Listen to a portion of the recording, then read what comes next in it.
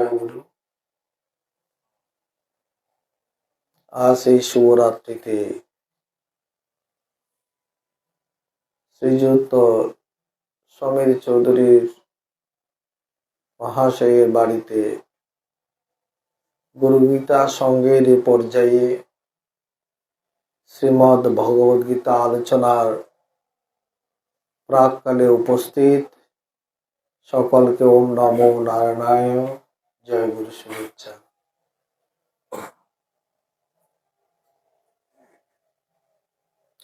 আমরা সকলে ধর্মাচরণ করি, বিধিনিষেধ ধর্মের পালন করি। প্রকৃত ধর্ম কি?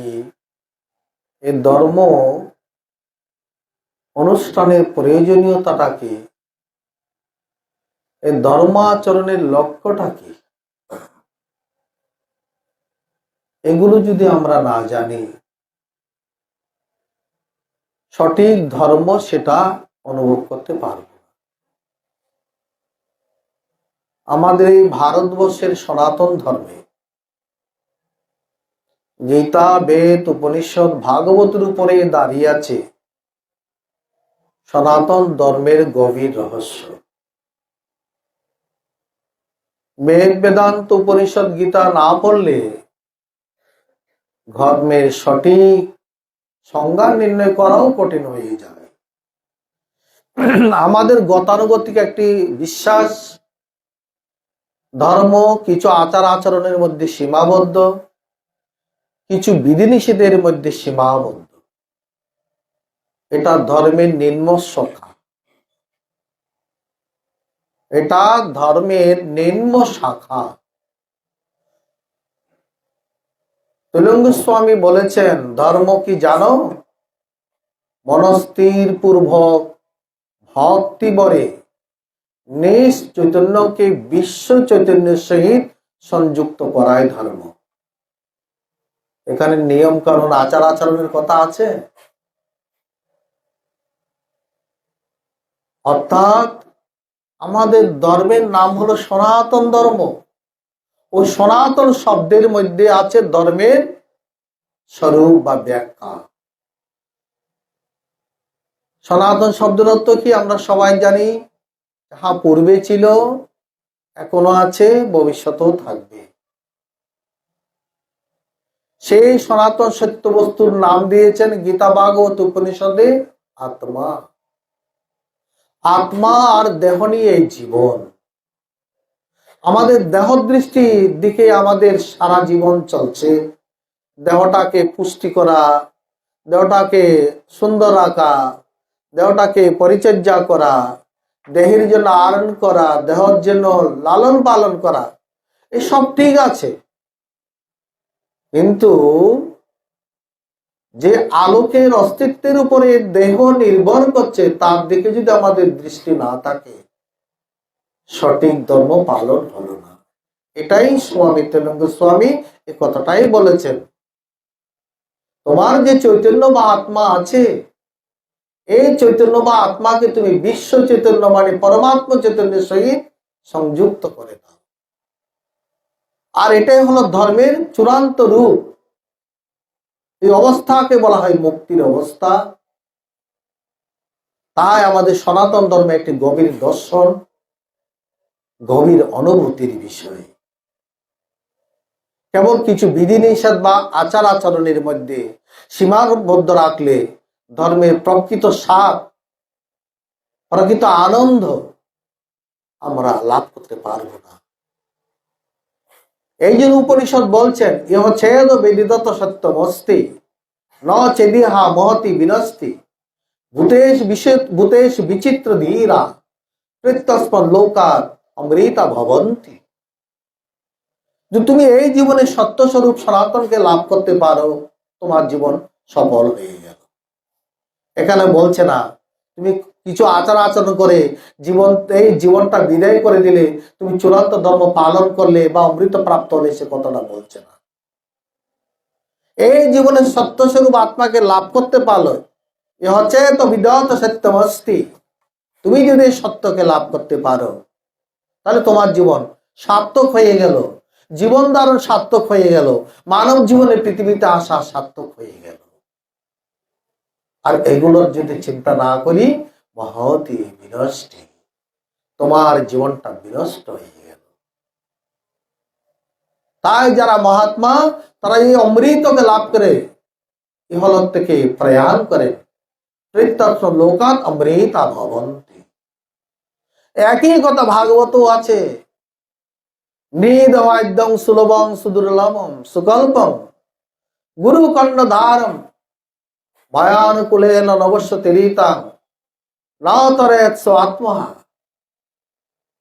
আমরা যদি এই গীতা ভাগবত না পড়ি, সঠিক ধর্ম কাকে বলে জানতে পারবো না।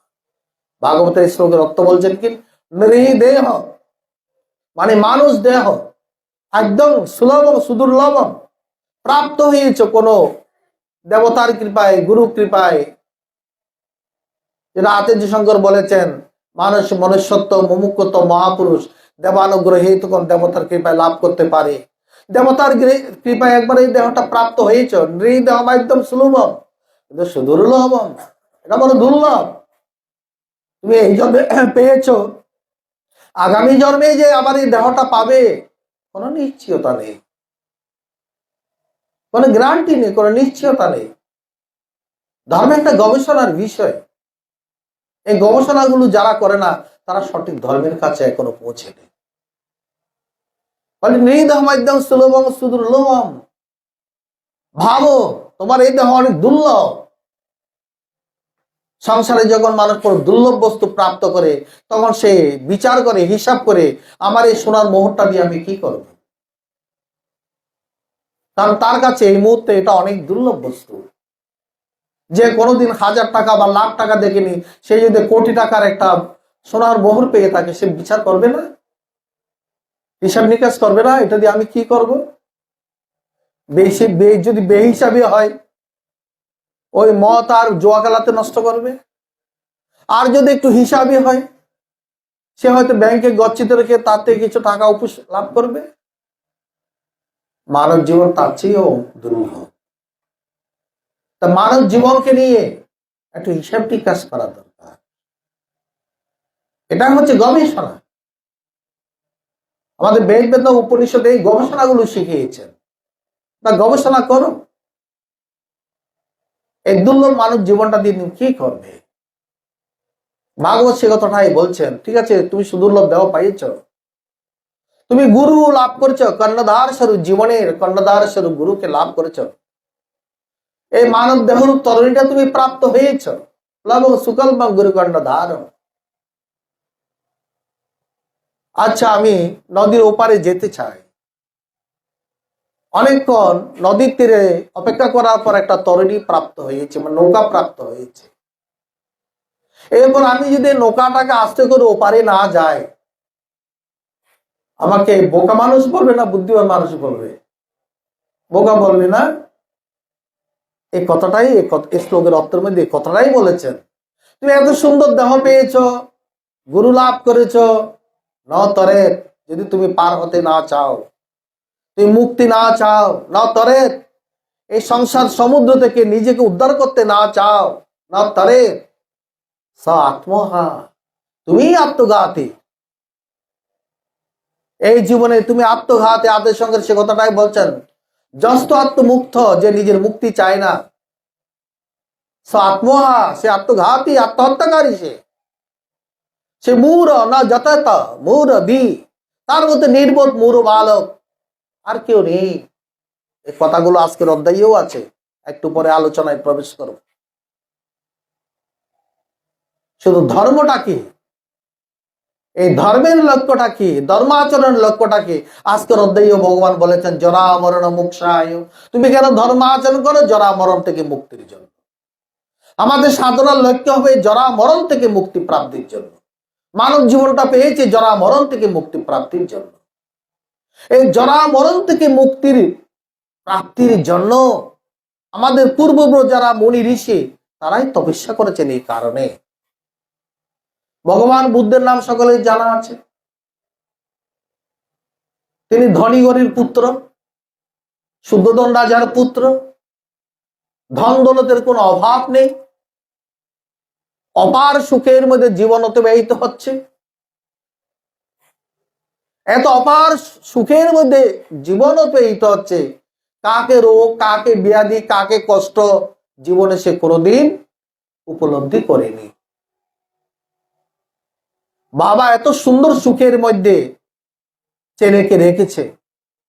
প্রত্যেকের পিতামাতা ছেলে সুখের জন্য সবকিছু করে থাকে।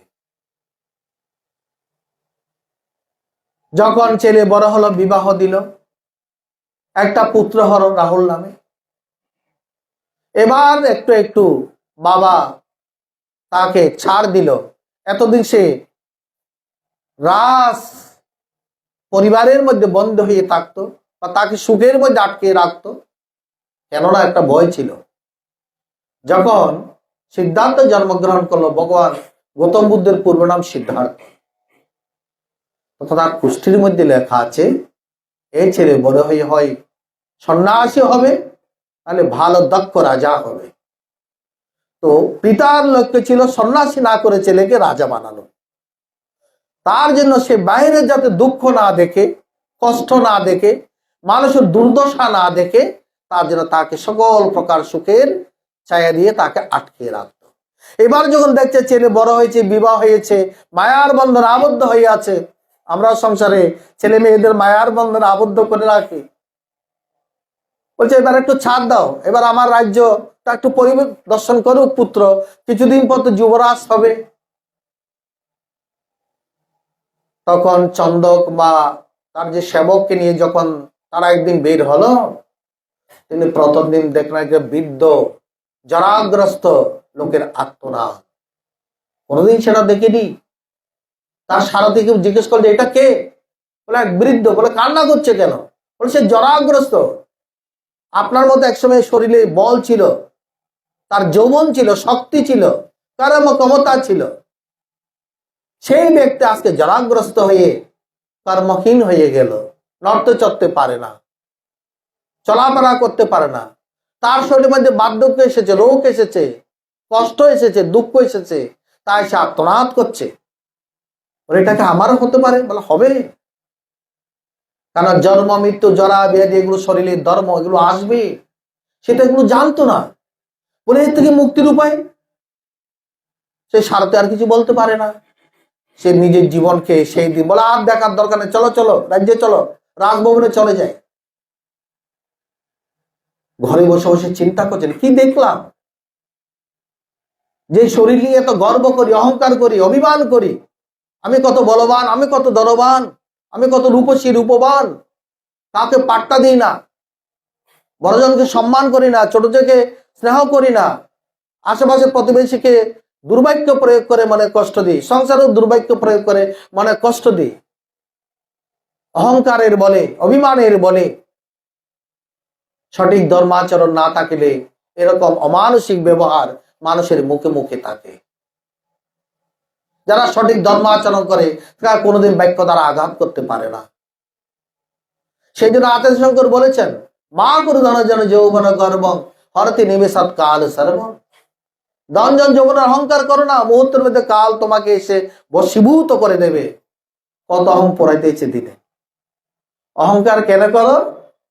পরের লাইন বলো, শ্মশানে দৃষ্টি ধরো। প্রতিদিন অহংকার পোড়াচ্ছে।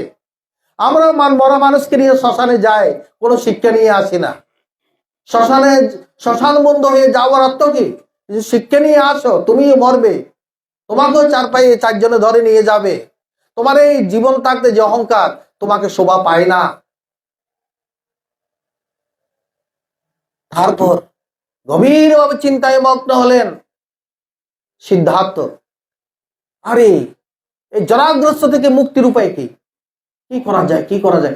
1 মাস অতিক্রান্ত হয়ে গেল ভাবনা করতে করতে। আমরা কি আমাদের জীবনকে নিয়ে এরকম গবেষণা করি? হ্যাঁ, আমরাও গবেষণা করি তো। 5 স্টার হোটেল, বড় বড় হোটেল, বড় বড় খাবার অর্ডার, ব্লিঙ্কেট, হ্যাঁ, সুইগি যা যা আছে, ভালো ভালো খাবারের লিস্ট, এক একদিন এক এক প্রকারের মেনু আছে। তো টাকা অর্ডার করছি, রাক্ষসের মতো কাঁদছি, বাথরুম ভরাচ্ছি, নিজের শরীরের মধ্যে এক মেথর ভাণ্ডকে ভিতরে পুষিয়ে পরের মেথরকে স্পর্শ করতে অহংকার করি, তুই অপবিত্র, আমাকে চুস না। আচ্ছা, আমার শরীর ভিতরেও মেতন, মলমূত্র ভাণ্ডবাণীতে মেতনই আছে, তাই না? আমরা ভাবি না, ভাবতে হবে। উপর উপর ধর্ম আচরণ করলে কোনো কিছু লাভ নেই। তারপরে 1 মাস পর আবার বের হলেন একদিন সিদ্ধার্থ সারথীকে নিয়ে। সেদিন দেখলেন এক যুবক কান্নায় রাস্তার মধ্যে গড়াগড়ি দিচ্ছে। আরে, যুবক কেন কান্না করছে? সেদিন না হয় জরাগ্রস্ত বৃদ্ধ লোককে দেখলাম, আজকে যুবক কেন কান্না? বলে তার ব্যাধিগ্রস্ত। যুবকের ব্যাধি হতে পারে তো নাকি? ব্যাধি শুধু বৃদ্ধকাল হবে? কত শিশু যুবক এই যৌবন বয়সে ব্যাধির তাড়নায় মৃত্যুবরণ করছে। বলে সে ব্যাধিগ্রস্ত, তার রোগ হয়েছে, মারাত্মক রোগ। ও রোগটা কি? রোগ জানে না কি? সিদ্ধার্থ জীবনে রোগের প্রকোপে এখনো পড়েনি, তাই রোগ কি জিনিস জানে না।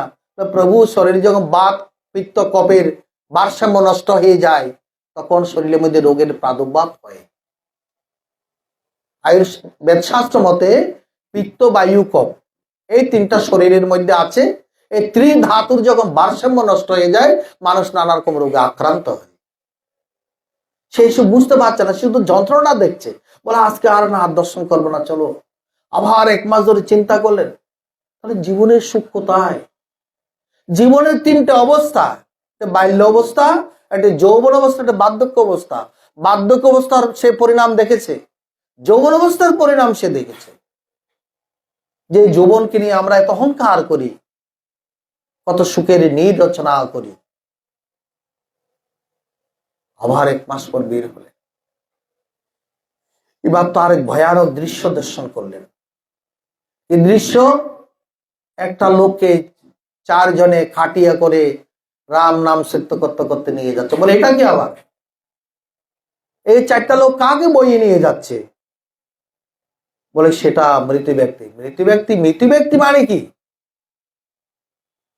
সুখের ছায়ায় এমন ভাবে আচ্ছন্ন জিনিস সিদ্ধার্থকে এমন ভাবে রাখা হয়েছে, মানুষ যে মৃত্যুবরণ করে সে সংবাদটাও সে বয়স পর্যন্ত জানে না।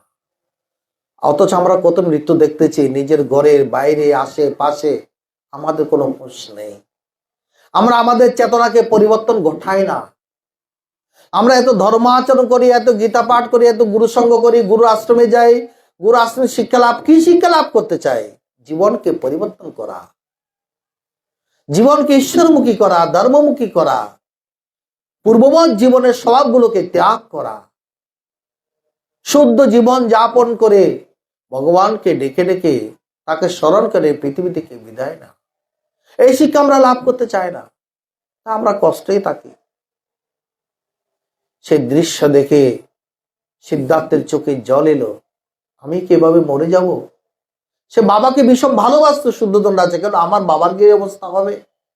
তার প্রিয় পত্নী গোপার মধ্যে তার ভীষণ প্রেম ছিল। বলে আমার গোপা কিভাবে মরে যাবে, আমার পুত্র কিভাবে মরে যাবে? বলে প্রভু অবশ্যই অবশ্যই। এতদিন সারথি বলতে রোগ হবে কিনা, হতে পারে। জরাগ্রস্ত হবে কিনা, হতে পারে।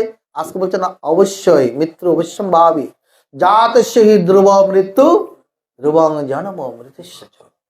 জন্মিলে মরিতে হবে, অমেরিকে কোথা হবে আয়ের জীবন নদী। মাইকেল মধুসূদন দত্ত বলেছেন। গীতাও একই কথা বলছেন, জাত সেই ধ্রুব মৃত্যু ধ্রুবং জন্ম মৃত্যুস্য। জন্মিলে মরিতে হবে, অপরিহার্য একটা জীবনের সত্যরূপ। জীবনের সত্যরূপ হলো মৃত্যুবরণ অবশ্যম্ভাবী। মানুষের কর্তব্য হলো মৃত্যুর জন্য প্রস্তুতি গ্রহণ করা, তার জন্য ধর্মাচরণ, সাধনা, গুরুর কাছে যাওয়া, আচার বিচার অনুশাসন মেনে চলা। এবার সিদ্ধার্থের দুঃখের শেষ নেই। জরাগ্রস্ত ব্যাধিগ্রস্ত মৃত্যু ব্যক্তি দেখে মনে শান্তি নেই। ঐশ্বর্যতা তাকলেও তিনি মনের মধ্যে শান্তি পাচ্ছেন না। এই দুঃখগুলো শুধু আমার জীবনে নয়, জীবনে প্রতিটি প্রাণীর ক্ষেত্রে অপরিহার্য রূপে দেখা দিতেছে, দিবে। তাই তিনি মুক্তির সন্ধান চাইছেন। আরো 1 মাস পর আবার বাহির হলেন সারথীকে নিয়ে। সেদিন চলতে চলতে দর্শন করলে এক সন্ন্যাসীকে, এক বৃক্ষতলায় সে সন্ন্যাসী ভগবানের ধ্যানে মগ্ন হয়ে বসে আছেন। সৌম্য মুখমণ্ডল, দিব্য জ্যোতি উদ্ভাসিত তাহার এই অবয়ব, তাহা দেখে আর সিদ্ধার্থের মনে অপার আনন্দ। বলে, সারথি, এতদিন তো দুঃখ আর দুঃখ দেখলাম, আজকে এটা কি দিচ্ছে? এ তো পরম শান্ত সুখে একেবারে আনন্দ ঘন মুহূর্তে এই পুরুষ, এ কে? বলে, সন্ন্যাসী। ও সন্ন্যাসী আবার কে? বলে, গৃহত্যাগী। সে কি করছে? ভগবানের ধ্যানে মগ্ন আছে। বলে, তার তো আসলে দুঃখ নেই। বলে, না, ভগবান তো আনন্দ স্বরূপ। আনন্দ স্বরূপের ধ্যান যারা করে তারা আনন্দেই থাকে।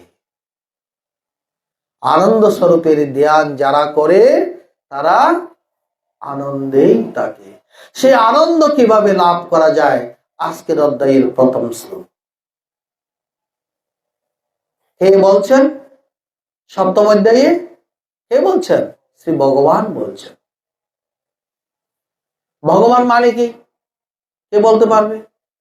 ভগবান মানে কি? আমরা সবাই ভগবান ভগবান করি। ভগবান কে? এই ভগবান শব্দের মধ্যে ভগবান কে সেটা তার পরিচয় আছে, এমনি শাস্ত্রীয় যুক্তিও আছে। অর্থাৎ যিনি পৃথিবী সৃষ্টি করেছেন, ভ মানে ভূমি, গ মানে গগন আকাশ। বিজ্ঞানীরা অনেক কিছু আবিষ্কার করেছেন, মাটি আর আকাশ আবিষ্কার করতে পেরেছেন। ব মানে বায়ু, বায়ু সৃষ্টি করতে পেরেছেন বিজ্ঞানী। কে করেছেন? ভগবান। ভগবানের বায়ু ধারণ করে তো বিজ্ঞানীরা সত্য, জাগতিক সত্য আবিষ্কার করছেন। ভূমি, আকাশ, বায়ু। মানে আগুন, তেজ, তাপ। তাপ না থাকলে শরীর এক সেকেন্ডও চলে না। নমানি নির্জল। এই ভূমি, আপ, অনল, বায়ু যিনি সৃষ্টি করেছেন তিনি ভগবান। ঐশ্বর্যস্য সমগ্রস্য ধর্মস্য যশস্য শ্রিয় জ্ঞান বরেগ্যস্য সন্নাং ভগৈতে অঙ্গনা। সমগ্র ঐশ্বর্য, সৃষ্টি স্থিতি প্রলয় শক্তি, অনুগ্রহ শক্তি, নিগ্রহ শক্তি যার মধ্যে অবস্থান করে তিনি ভগবান। তিনি যশ মানে অখণ্ড আনন্দ স্বরূপ। যশ মানে আনন্দ। এই আনন্দ স্বরূপের যারা ধ্যান করে তারা আনন্দ প্রাপ্ত হন। একটু আগে ভগবান বুদ্ধের কথায় সে কথা হলো। এই আনন্দ স্বরূপের ধ্যান করে সিদ্ধার্থ হয়ে গেলেন ভগবান বুদ্ধ।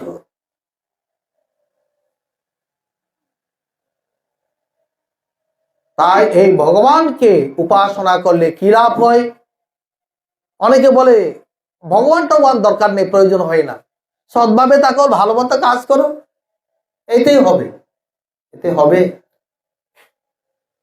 গরু মিথ্যা কথা বলে না, বৃক্ষ চুরি করে না।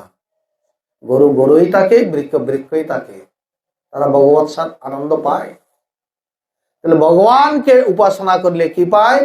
ভতে ভক্তি, পরম ভক্তি লাভ হয়। যে ভক্তিতে কেবল ভগবানেরই উপাসনা হয়, না অর্থ, না মান, না যশ, না খ্যাতি, না প্রতিপত্তি, শুধু ভগবানের জন্য প্রেম লাভ হয়। সেই ভক্তি নাম ঐকান্তিক ভক্তি, বিমলা ভক্তি, অব্যভিচারিণী ভক্তি, একনিষ্ঠা ভক্তি। যে ভক্তির কথা আজকের অধ্যায়ে বলেছেন, এই ভক্তি যার আছে তিনি আমার অতি প্রিয়।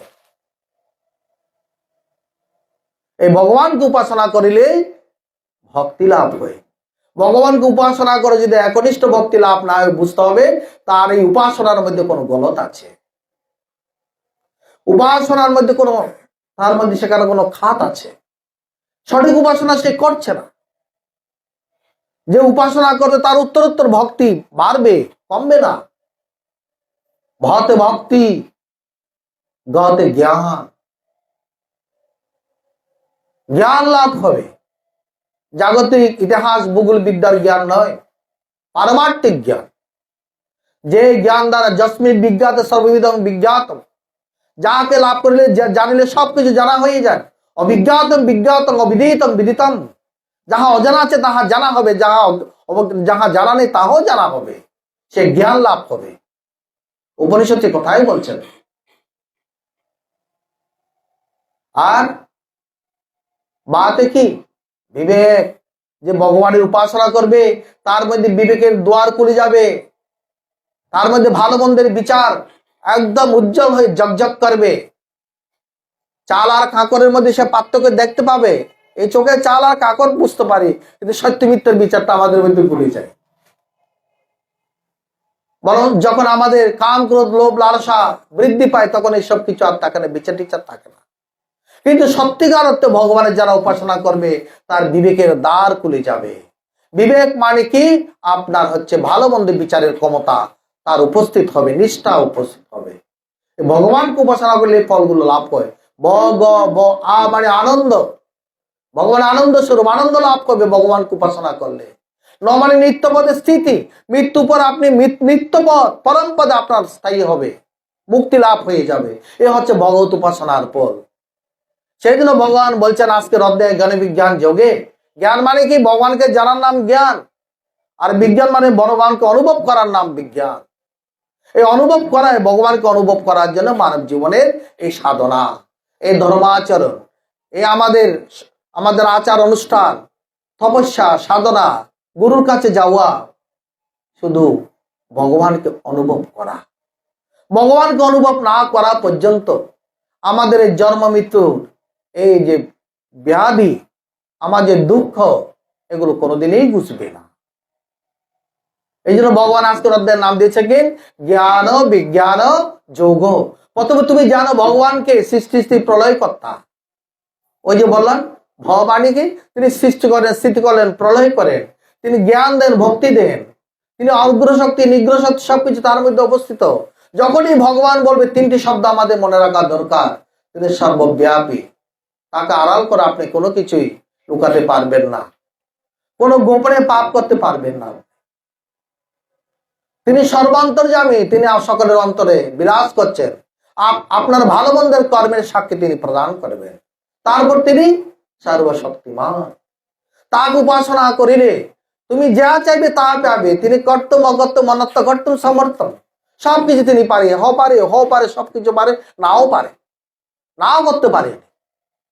এই তিনটি শব্দ, ভগবান শব্দ জানার সাথে সাথে ভগবান আমার সর্বব্যাপী, ভগবান আমার অন্তর্যামী, ভগবান আমার সর্বশক্তিমান, এগুলো জানার নাম জ্ঞান। এগুলো জানলে কিন্তু আপনার মুক্তি হবে না, এগুলো জানলে আপনার দুঃখ মুছবে না, এগুলো আপনার জন্মমৃত্যু প্রবাহ রোধ হবে না। তা কি জানলে জন্মমৃত্যু প্রবাহ রোধ হবে? অখণ্ড আনন্দ আমার মধ্যে লাভ হবে বলে বিজ্ঞান অনুভব করো। ঠাকুর রামকৃষ্ণ বলছেন দুধ খেয়েছ, দুধ দেখেছ, দেখলে কিন্তু তোমার দুধের যে পুষ্টি সেটা তোমার মধ্যে আসবে না। যখন তুমি দুধ পান করবে তখন তোমার মধ্যে পুষ্টি আসবে। তো দুধ দেখা আর দুধ পান করার মধ্যে তফাৎ আছে। সে জ্ঞান এবং বিজ্ঞানের মধ্যে এরকমই তফাৎ। আমি যখন ভগবানকে অনুভব করতে পারবো তখনই আমার কি হবে? আনন্দ হবে, ভক্তি হবে, জ্ঞান হবে যে ভগবানের যে অর্থ, এবং মৃত্যুর পর আমার পরম গতি হবে। এগুলো আমাদের জীবনের মধ্যে চাই। তো কিভাবে সে অবস্থা লাভ করা যায়? মায়া সত্যমনা পারত যোগন জঞ্জন মদাশ্রয় অসংশয়ং সমগ্রং মাং যথা জ্ঞাস্যসিত শৃণু। গীতার কথা হচ্ছে অমৃত বার্তা। গীতা হচ্ছে একটা অমৃতের সন্দেশ। তাই গীতা মাহাত্ম্য আছে, যারা গীতার্থ ধ্যান করে তারা জীবন মুক্ত হয়ে যায়। গীতার্থ দেহতে নিত্যং জীবন মুক্ত সবিজ্ঞ। যারা নিত্য গীতার শ্লোক অনুভব করে, ধ্যান করে, তারা জীবন মুক্ত হয়ে যায়, তারা এই জীবনেই মুক্তি লাভ করে। কত সুন্দর মাহাত্ম্য গীতার মধ্যে বলা আছে। এই জন্য ব্যাসদেব বলছেন গীতাসু গীতা কর্তব্য কি মন্যে শাস্ত্র বিস্তর ইয়াসে পত্র অবশ্য মুখ পদ্ধত বিনিশ্চিতা। অন্য শাস্ত্রে কি প্রয়োজন? শুধু গীতা পাঠ করো। গীতা পাঠে জ্ঞান লাভ হয়, গীতা পাঠে ভক্তি লাভ হয়, গীতা পাঠে পুণ্য লাভ হয়, গীতা পাঠে পুণ্য লোক প্রাপ্ত হওয়া যায়, গীতার্থ ধ্যান করলে মুক্ত হওয়া যায়। আর কি চাই? আমাদের সনাতন ধর্মের মহাসম্পদ শ্রীমদ্ ভগবদ গীতা। ধর্মের সমস্ত রূপ এখানে নিহিত আছে। প্রতিটি অধ্যায়ে অধ্যায়ে ভগবানের কথামৃত চত্রে চত্রে সুন্দরভাবে সাজানো আছে। শুধু বুঝে নেওয়া, ধ্যান করা, মনোনিবেশ করা, নিবিষ্ট হওয়া, গীতাকে উপরে উপরে ফুল চন্দন দিয়ে পূজা না করে হৃদয়ের মধ্যে ধারণ করা, এই ধারণ করার নামই হচ্ছে ধর্ম। ভগবানকে ধারণ করার নাম ধর্ম। ভগবানের কথাকে হৃদয়ে ধারণ করার নাম ধর্ম। ভগবান সত্য স্বরূপ, সে সত্য স্বরূপকে ধারণ করার জন্য জীবনকে যা যা প্রস্তুতি প্রয়োজন সেই প্রস্তুতি গ্রহণের নাম ধর্ম। যেমন উপরি উপরি কতগুলো আচার অনুষ্ঠান আর কতগুলো বিধিনিষেধের মধ্যে ধর্মকে সীমাবদ্ধ করে ফেললে ধর্মের প্রকৃত সত্য উন্মোচন জীবনে হবে না। তাই আমাদের বিবেকে হওয়া প্রয়োজন, বিবেকবান হওয়া প্রয়োজন, বিচার করা প্রয়োজন। মায়া সত্য, কিভাবে ভগবানের জ্ঞান লাভ করব, ভগবানকে অনুভব করব? বলে তুমি আমাতে আসক্ত হয়ে যাও। সংসারে যেরূপ মানুষ স্ত্রী পুত্র নিয়ে আসক্ত হয়ে অবস্থান করে, এই দৃষ্টান্তগুলো প্রত্যেকের ঘরে ঘরে আছে। আসক্ত কিভাবে হওয়া যায়? ঠাকুর রামকৃষ্ণ সেই কথাই বলেছেন। স্বামীর প্রতি স্ত্রীর যেরূপ টান, সন্তানের প্রতি মায়ের যেরূপ ভালোবাসা, বৃত্তের প্রতি মানুষের যেরূপ আকর্ষণ, এই তিন টান যদি এক হয়ে যায় ভগবানের ভক্তি লাভ হয়। ভক্তি লাভ এত সহজ নয়। এটাকে বলছে মায়াসক্ত। যে গোবরা পোকা গোবরে বসে শুধু গোবর পান করত, সেই গোবরা পোকা যদি একদিন মধুর স্বাদ পায়, ফুলের মধুর স্বাদ পায়। একবার এক গোবরা পোকার সঙ্গে ভ্রমরের বন্ধুত্ব হলো। দুজনেই কালো দেখতে, তাদের দুজনের মধ্যে বন্ধুত্ব হলো। তখন ভ্রমর গোবরা পোকা বলছে, ভাই তুই আর আমি তো একই প্রজাতির লোক, তুই কেন গোবর খাস? আমি তো মধু পান করি। বলে আমার চেয়ে এ খাবার চেয়ে আর ভালো খাবার পৃথিবীতে আছে নাকি? কে বলছে? গোবরা পোকা বলে, হ্যাঁ ভালো খাবার আছে, তুমি আমার সঙ্গে চলো, আমি তোমাকে। বলো আমি তো উঠতে জানি না। বলে আমার পিঠে বসা। এবার ভ্রমর গোবরা পোকা পিঠে নিয়ে এক সরোবরের বড় বড় পদ্ম ফুলের মধ্যে বসিয়ে দিল। আর ভ্রমর আরেকটা পদ্ম ফুলের মধ্যে বসে মধু পান করছে। কিন্তু গোবরা পোকা ফুলের মধুর স্বাদ পাচ্ছে না। বলো, ওই ভ্রমর ভাই, তোমার ফুলের মতো আমার গৌর চেয়ে আর কি বা বেশি স্বাদ? আমি যেখানে কোনো নতুন স্বাদ পাচ্ছি না। এটা হলো আমাদের বেশি লোকের ধর্মের স্বাদ যেরকম পায় না, ধর্মকে যেরকম আলুনি লাগে, তিতা লাগে, ধর্মাচরণ করে না, ধর্মের জন্য সংযম করতে চায় না, ধর্মের জন্য ভোরবেলা উঠে উপাসনা করে না, সূর্য উদয় হয় তাদের কাছে সকাল 10টায়। ওই রকম। তখন ভ্রমর বলছে, কিরে মধু তো মিষ্টি হয়, মধুর স্বাদ সে পাচ্ছে না কেন? সে ফুল ছেড়ে এসে আর গোবরা প্রকাশা গাছ মুখে কাছে গিয়ে বলে, দেখি তোর মুখখানা দেখি। দেখি গোবরে লেপটে পিপটে আছে। ও আচ্ছা, আয় আয় এদিকে আয়। জল দিয়ে তার মুখটা ভালো করে ধুয়ে দিল।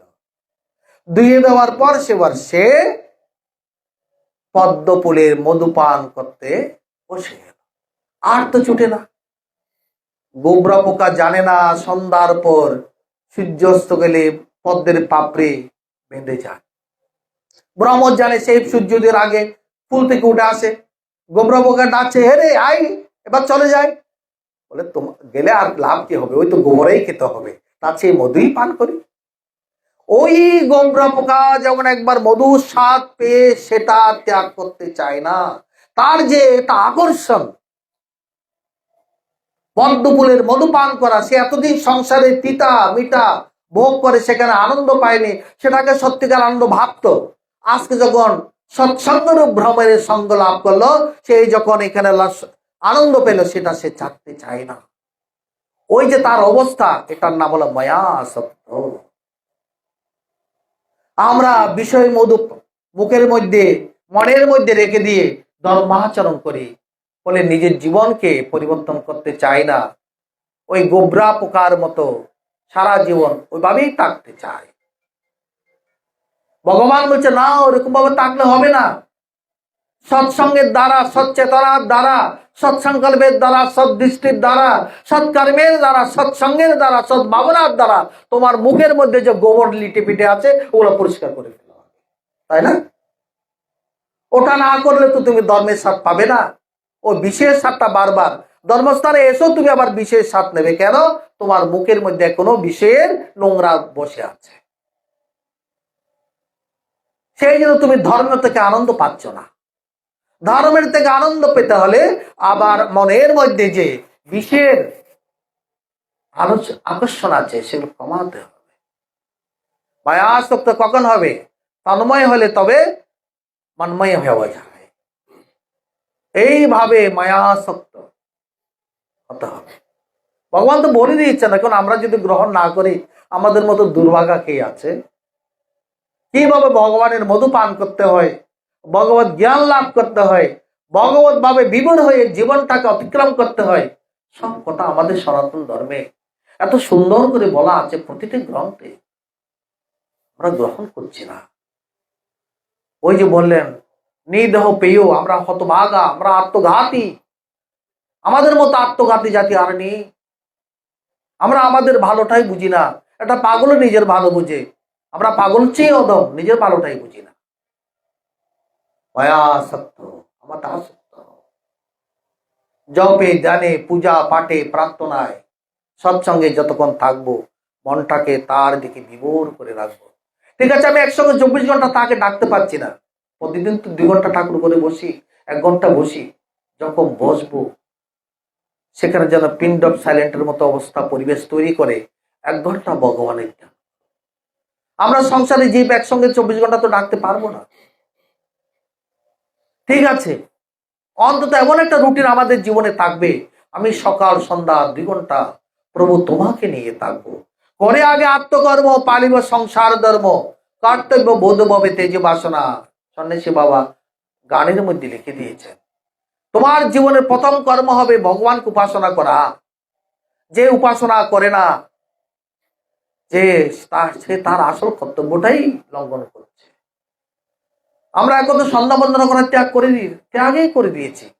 অনেকেই দীক্ষা গ্রহণ করে কিন্তু নিয়মিত সন্ধ্যা উপাসনা জপ করি না। বলে সন্ধ্যা করছো না, আজকে গীতা পাঠ করেছে। আচ্ছা, ভাতটা না দিয়ে শুধু তরকারিটা দিলে কে ভাত পেট ভরবে? কেউ করে না, অধিকাংশ লোকই করে না। আমাদের ভক্তরাও করে না। তার লোক দেখানো ভক্তি দেখায়। তাদের যে ভক্তের আকর্ষণ, এটা যদি সন্ধ্যা করতো তারা কতটা না বাড়তো। আমি মনে মনে ভাবি, এরা যদি রীতিমতো সন্ধ্যা করতো, সন্ধ্যা তো করছে না এটা আমি দেখতে পাচ্ছি, কিন্তু সন্ধ্যা করলে তাদের আকর্ষণ, ঈশ্বরের প্রতি আকর্ষণ, ভগবানের প্রতি আকর্ষণ, ভগবানের প্রতি অনুরাগ, তাদের মনের চিন্তা চেতনা আরো কত সুন্দর হয়ে যেত। তাদেরকে দেখতে পদ্মফুলের মতোই মনে হতো, কিন্তু এখন সেরকম মনে হয় না। কারণ দেখতে পাচ্ছি তারা যোগদান করে না। কারণ যোগদান যারা করে তাদের চাহনি, তাদের কথা বলার ভাষা সবকিছু পরিবর্তন হয়ে যায়। এগুলো আমাদের কাছে টেলিভিশনে পদ্মার মতো পরিষ্কার হয়ে থাকে, কিছু বলি না। এরকম সুযোগ পেলে 2-1টা কথা বলি, তো লাভ কার, ক্ষতিকার? জীবনটাকে ফাঁকি দিলে ক্ষতি তো আমারই হবে না? ছাত্র যদি স্কুলে ফাঁকি দেয়, নিজের লেখাপড়ায় অমনোযোগী হয়, ক্ষতিটা কার হয়? মা বাবা। মা বাবারও হবে পরে। ছেলে যদি ক্ষতিগ্রস্ত হয়, ভালো রেজাল্ট না করলে মা বাবারও তো দুর্নাম অপমানের শেষ নেই। একজন কতজনকে অপমানগ্রস্ত করছে। সেরূপ যারা দীক্ষা নিয়ে নিয়মিত সন্ধ্যা উপাসনা করে না, তারা নিজের ক্ষতি করছে, নিজের আশ্রমের ক্ষতি করছে, নিজের গুরুর ক্ষতি করছে। পুত্র দ্বারা যেমন পিতার চরিত্র বোঝা যায়, শিষ্য দ্বারা গুরুর চরিত্র বোঝা যায়। যে শিষ্য নিজের এমন চলাফেরার দ্বারা শিষ্যকে কলঙ্কিত করে, সে তো নিজেকেই অভাগা, নিজেকে অবজ্ঞা করছে, শিষ্যকে গুরুকে কলঙ্কিত করছে, আশ্রমকে কলঙ্কিত করছে। সারাদিন সব কাজের সুযোগ পাই, কেন ভগবানকে আমরা উপাসনা করব না? উপাসনা করার সুযোগটা একমাত্র মানব জীবনেই আছে। কোনো গরু ছাগলিত প্রাণী তো সেই সুযোগ নেই। মানুষের জীবনে একমাত্র ঈশ্বরকে ডাকার সুযোগ আছে। সেই সুযোগ কেন আমরা হেলায় হারাবো? তাই যারা নিয়মিত উপাসনা করে তাদের চিত্ত শুদ্ধ হয়, সুন্দর হয়, তাদের উপর ভগবানের কৃপা হয়, ভগবানের সঙ্গে তাদের একটা যোগসূত্র স্থাপন হয়, একটা সম্পর্ক তৈরি হয়। যে জীবনের সঙ্গে ভগবানের সম্পর্ক তৈরি হয় না, সেই জীবন তো মরুভূমির মতো, সুখা, সেখানে রস নাই, কষ নাই, আনন্দ নাই। সেখানেই তো সংসারে বেবিচার, দুঃখ, কষ্ট, অনাচার সবকিছু সেখানে প্রবেশ করে মায়া তাকে মোহগ্রস্ত করে ফেলে। সেই জন্য ভগবান আজকের অধ্যায়ে বলেছে, নমং দুঃখিত মুরা প্রপদ্যন্তে নারাদমা মায়ে অপরিত জ্ঞান আশ্রয় ভাব আশ্রিত। 4 প্রকারের ব্যক্তি আমার উপাসনা করে না। নমং দুষ্কৃতিহীন মুরা, যারা দুষ্কৃতি, দুষ্ট কর্ম করে, অপহরণ করে, যারা হত্যা করে, যারা আঘাত করে, পরদার গমন করে, পরস্ত্রী গমন করে, অবৈধ, তারা সবাই দুষ্ট। তারা আমার উপাসনা করতে পারে না, তাদের চিত্ত শুদ্ধি নাই। নমান দুষ্কৃতিহীন মূঢ়, মূঢ় ব্যক্তি, যে ধর্ম কি কর্ম কি কিছুই জানে না, বিষয় বিষয় বিষয় বিষয় ভোগের মধ্যে নিজেকে নিমজ্জিত রাখে, সেই মূঢ় ব্যক্তি আমার উপাসনা করে না। নরাধম ব্যক্তি, লোক দেখানো, গঙ্গা স্নান করতে যায়, ত্রিবেণীতে স্নান করে আসে, তারাও ধর্মকে নিষ্ঠার সহিত গ্রহণ করে না। লোক দেখানো সরস্বতী পূজা, কার্তিক পূজা করে ধর্মের চেতনার দিকে ধারণ করে না, জীবন পরিবর্তন করে না, ঈশ্বরের দিকে যায় না, তারাও আমাকে সঠিক উপাসনা করে না। আর যারা মায়ের দ্বারা, যাদের হৃদয় অপহৃত হয়ে গেছেন, মায়া আচ্ছন্ন হয়ে মোহগ্রস্ত হয়ে সংসারে অবস্থান করছেন, ভগবত নিষ্ঠা যাদেরই নেই, কেবল ভগবানকে উপাসনা করে অর্থবিত্ত পুত্র প্রাপ্তির আশায়, তারাও সঠিক উপাসনা আমার করে না। কারা করে? চতুর্বেদাবজন্তে মাং জনা সুখিত নরজন আত্ম জিজ্ঞাসুর তাত্ত্বিক জ্ঞানে চ বরতে সর্ব। 4 প্রকারের ভক্ত আমার উপাসনা। যারা আর্ত ভক্ত, বিপদ আপদে পড়ে আর কোন উপায় না দেখে হা গোবিন্দ গোবিন্দ করে স্মরণ করে, যেভাবে দ্রৌপদী দুঃশাসনের সবার মধ্যে গোবিন্দকে স্মরণ করেছেন, ভগবান বস্ত্রাবতার হয়ে তাকে কৃপা করেছেন। কানমুক বনের মধ্যে সে গোবিন্দকে স্মরণ করে দুর্বাসার কূপ থেকে দ্রৌপদী নিজেকে এবং সে পাণ্ডব বংশকে রক্ষা করেছেন। ইন্দ্রের কোপ থেকে ব্রজবাসীদের রক্ষা করেছেন ভগবান শ্রীকৃষ্ণ। মোহর আক্রমণ থেকে, কুমিরের আক্রমণ থেকে গজেন্দ্রকে ভগবান সুদর্শন চক্র দ্বারা তাকে কৃপা করে তাকে রক্ষা করেছেন। এই জন্মমাত্রের ভয়ে যারা ভীত হয়ে ভগবান উপাসনা, তারাও আর্তভক্ত। অর্থার্থী যারা সৎপথে ভগবানকে উপাসনা করে অর্থ রোজগার করে, তারাও যদি ভগবানকে, তারাও আমাকে ডাকে, তারাও অর্থ পায়। প্রকৃত অর্থ হলো পরমার্থ। যেদিন হইয়াদনি মনের না মানমনি, সেই আমি খানিক আমি না মাগি। যে ধন মুনি চায় না, অথচ তার চেয়ে পরম ধন যার কাছে আছে, আত্মধন আছে, সেই ধন আমি প্রার্থনা করি। এটাই হচ্ছে পরমার্থ। আত্মজ্ঞানই পরমার্থ। আর জ্ঞানী জ্ঞানী যারা জিজ্ঞাসু, তারা ভগবানকে ডাকে, আমরা কেন পৃথিবীতে আসলাম, আমাদের জীবনের লক্ষ্য কি, কর্তব্য কি, গন্তব্য কি, প্রাপ্তব্য কি, কি উপাসনা করা কর্তব্য, মানব যে উপাসনা উদ্দেশ্য কি, এগুলো যারা পরিপ্রশ্ন করে গুরুর কাছে গিয়ে এরকম জিজ্ঞাসা করে নিজের জীবনকে পরিবর্তন করতে চায়, তারাও আমার উপাসনা করে। এরকম উপাসনা করে যারা জ্ঞানী হয়েছেন ব্যাস বৈশিষ্ট্যের মতো, তারাও আমার উপাসনা করেন। সকলের চেয়ে সে মহান, সে জ্ঞানী, আমার প্রিয়, আমার আত্মা। এভাবে যদি আমরা আমাদের ধর্মাচরণ প্রতিদিন আমরা যেভাবে ধর্মাচরণ করি না কেন, ব্রত, জপ, পূজা, উপাসনা, আমাদের সেই সব সাধনার লক্ষ্য হোক আত্মজ্ঞান।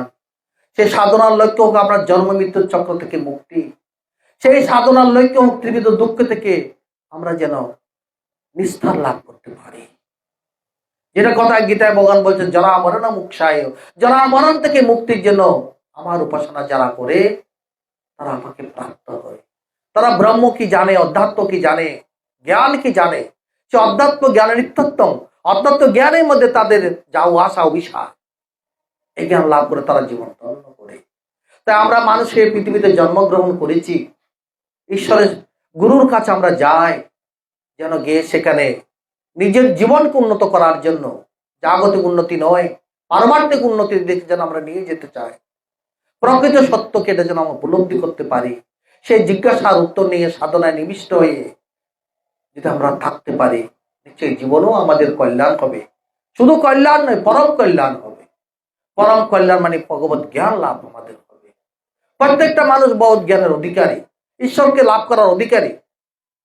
শুধু গিরিরা যদি ভাবে যে না শুধু সাধু সন্ন্যাসী বৈষ্ণবরাই ভগবানকে লাভ করে আমরা পারবো না, তা নয়। জনকরাজ গৃহী ছিলেন, তিনি গৃহ থেকে জীবন যাপন করে ঈশ্বর লাভ করেছেন। তিনি রাজস্ব হয়েছেন, রাজা এবং ঋষি হয়েছেন, তিনি জ্ঞানী হয়েছেন। তিনি প্রত্যেকে আমরা ঈশ্বর লাভের অধিকারী, প্রত্যেকে জ্ঞান লাভের অধিকারী। কেবল জীবনটাকে সে পথে, সে খাদে, সেই খাদে নিজের জীবনটাকে নিয়ে যাওয়া, এটা আমাদের লক্ষ্য থাকবে, আমাদের কর্তব্য থেকে। এই জন্য আমরা সৎসঙ্গ করি, উপাসনা করি। এটা না থাকলে এরকম বাহ্য অনুষ্ঠানের কোনো মূল্য হয় না। এই বাহ্যিক অনুষ্ঠানের একটা উদ্দেশ্য থাকতে হবে। সে উদ্দেশ্য হবে আত্মজ্ঞান লাভ, জীবন সফল করার। সেটা যদি আমাদের জীবনে না থাকে, শুধু আমাদের সেই পূর্ব কাম ক্রোধ লোভ বাসনার মতো, আমরা যে প্রাণীদের মতো, নরাদম পশুদের মতো যদি আমরা তাদের মতো জীবনযাপন করি, জীবনের কোনো মূল্য নেই, অনুষ্ঠানের কোনো মূল্য নেই। আমাদের জীবন হোক সৎ সুন্দর, সত্যকে লাভ করার পরিকল্পনা। সেই সৎ সুন্দর সত্যকে লাভ করে যেন আমরা জীবন সুখী হতে পারি, আনন্দময় হতে পারি।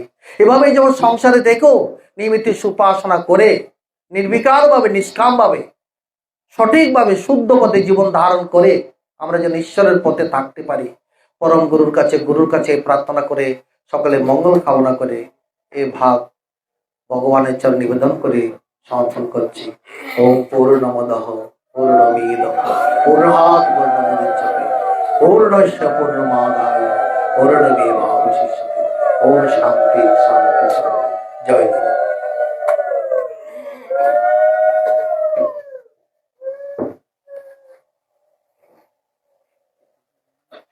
হ্যাঁ, কীর্তন করো, কীর্তনের পর যাও, অসুবিধা নেই।